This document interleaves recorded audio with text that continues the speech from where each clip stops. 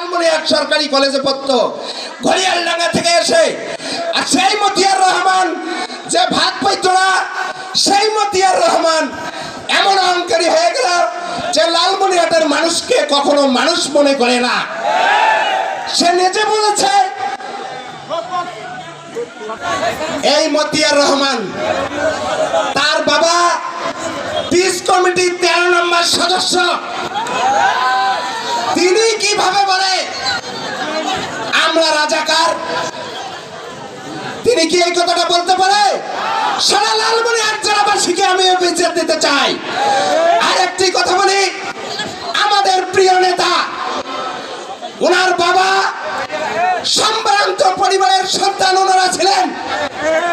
ওনারা সারা লালমনিরহাট জেলায় শুধু না, 73 রংপুরে যে দুই তিনটি পরিবার ছিল, তাদের মধ্যে একটি পরিবার ছিল আমাদের প্রিয় নেতার বাবা, সম্ভ্রান্ত পরিবার।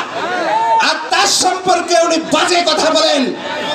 কথা বলার আগে মতিয়ার রহমান এবং লালমনিরহাটের ছাত্রলীগ, যুবলীগ, স্বেচ্ছাসেবক লীগ যারা করেন, তাদেরকে বলি, ভবিষ্যতে যদি আপনারা মাঠে নামার চেষ্টা করেন, তাহলে বাংলাদেশ জাতীয়তাবাদী স্বেচ্ছাসেবক দল লালমনিরহাট জেলা শাখায় আপনাদেরকে প্রতিহত করবে।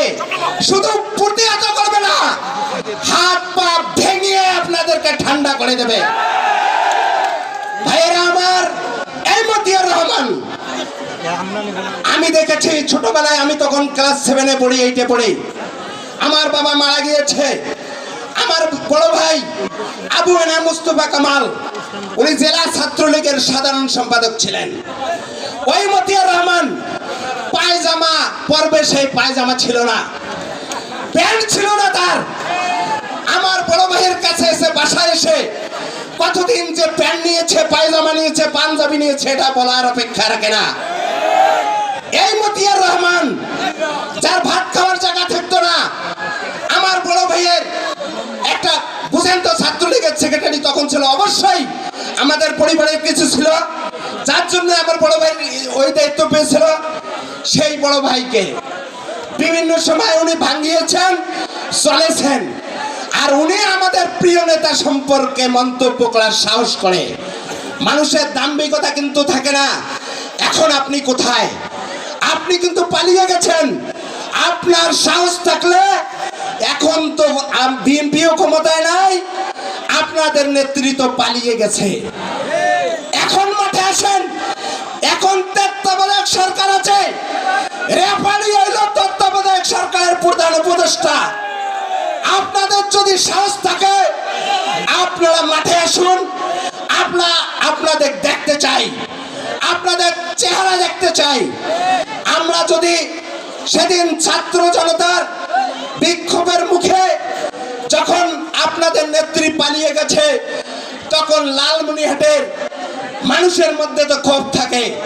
ছাত্র জনতা বিভিন্ন জায়গায় বিভিন্ন রকম করার চেষ্টা করেছে, কিন্তু সঙ্গে সঙ্গে আমাদের বিএনপির ভারপ্রাপ্ত চেয়ারম্যান, তার নির্দেশে আমাদের প্রিয় অভিভাবক অধ্যক্ষ আসাদুল হাবিব দুলু মহোদয় যখন আমাদেরকে বলেছেন লালমনিরহাট জেলায় যেন কোনো কিছুই না ঘটে, আমরা দিন রাত চেষ্টা করে আমরা